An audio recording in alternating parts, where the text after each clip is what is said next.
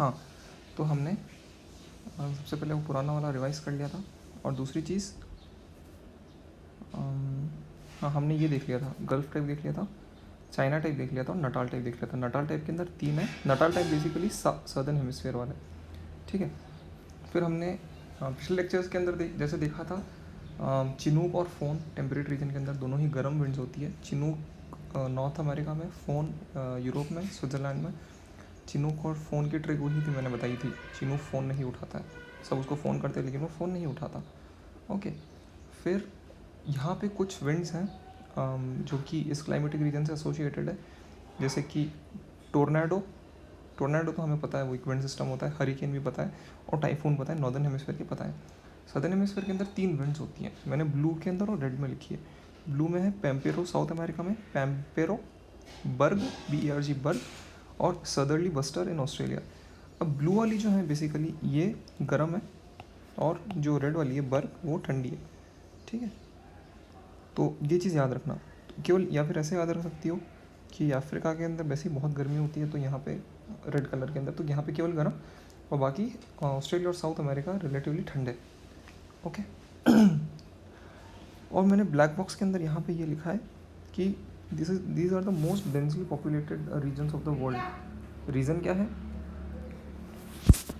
Cropping, क्योंकि यहाँ पे थ्रू आउट द ईयर होती है, ये है इसका main reason. Cropping through out the year क्यों होती है? क्योंकि बारिश पूरे साल होती है बेसिकली। अब ये बारिश क्यों होती है पूरे साल, वो उसका रीज़न मैं बता दूंगा। हम सबसे पहले तीनों क्लाइमेटिक रीजन्स को, तीनों क्लाइमेटिक रीजन्स नहीं, बेसिकली जो तीनों टाइप्स हैं, एक ही क्लाइमेटिक रीजन है, western warm temperate western margin, eastern margin, ठीक है। उसके सब डिविजन हैं, China type, gulf type, Natal type. तो तीनों के अंदर अगर हम रेनफॉल पैटर्न देखेंगे, ये जो ग्राफ है, रेड वाला जो है टेम्परेचर है और ब्लू वाला जो है वो है रेनफॉल, ठीक है। तो देखोगी तो रेनफॉल पूरे ही साल है, चाइना के अंदर भी, गल्फ टाइप में भी और नटाल टाइप में भी। लेकिन कुछ कुछ वेरिएशंस हैं, जैसे चाइना टाइप के अंदर वार्म के समर के अंदर एकदम मैक्सिमा आता है। गल्फ टाइप के अंदर 2 पीक्स हैं। 2 पीक्स क्यों होती है, उसका रीज़न यही है कि गल्फ रीजन के अंदर कुछ टाइम मतलब हरिकेन रेनफॉल की वजह से ज़्यादा प्रेसिपिटेशन होता है। और नटाल टाइप के अंदर हमें ये मालूम है कि वहाँ पे सर्दियाँ जो है, जब नदर्न हेमिस्फीयर में गर्मी होती है तब होती है। तो Natal type is almost same as China type है, गल्फ टाइप ओनली। वहाँ पे सर्दी विंटर मैक्सिमा होता है।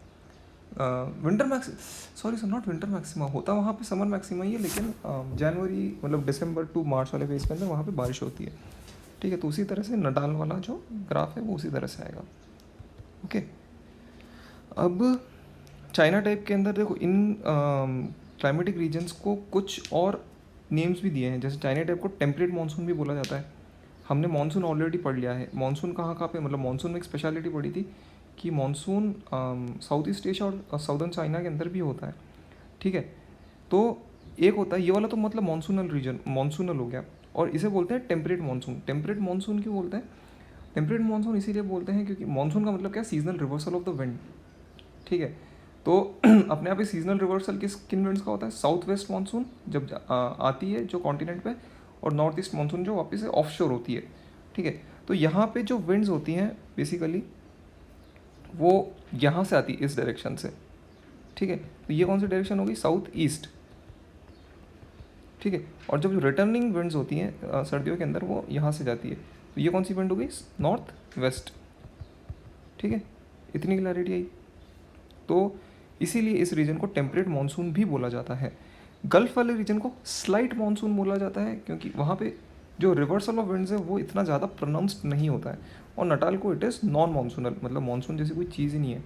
अब क्यों है ये स्लाइट मानसूनल या फिर नटाल टाइप क्यों नॉन मानसूनल है, उसे रीज़न पढ़ लेंगे। चाइना टाइप के अंदर क्या है? सीजनल रिवर्सल ऑफ विंड्स, मैंने क्या लिखा है? South east monsoon and north west winds, ठीक है। South east monsoon and north west winds, ठीक है, मैंने डायग्राम में बता दिया था ऊपर। गल्फ टाइप के अंदर लेस रिवर्सल, किस लिए? एक तो यहाँ पे मैरीटाइम इन्फ्लुएंस बहुत है, और दूसरा गल्फ स्ट्रीम की वजह से यहाँ पे मैरीटाइम इन्फ्लुएंस है, और दूसरा ट्रेड विंड मतलब पूरे साल चलती है, ठीक है। तो मतलब विंड का सर्कुलेशन पूरे साल बना रहता है, ऐसा पूरा एकदम रिवर्सल नहीं होता है इंडिया की तरह। और यहाँ पे रिवर्सल नहीं है नटाल टाइप के अंदर, वो इसलिए क्योंकि एक तो कॉन्टिनेंट बहुत नैरो है। इंडिया देखो तो काफ़ी बड़ा कॉन्टिनेंट है, सब कॉन्टिनेंट है अपने आप में, तो उस वजह से। और सदर्न हेमिस्फीयर के अंदर काफ़ी नैरोनेस एकदम टिप पे है, तो उस वजह से एक तो रिवर्सल नहीं होता है कुछ ज़्यादा फ़र्क नहीं होता है। दूसरा, हमेशा ट्रेड विंड चलती रहती है वहाँ पे। ठीक है, आगे का कवरेज नेक्स्ट लेक्चर में दिखता है।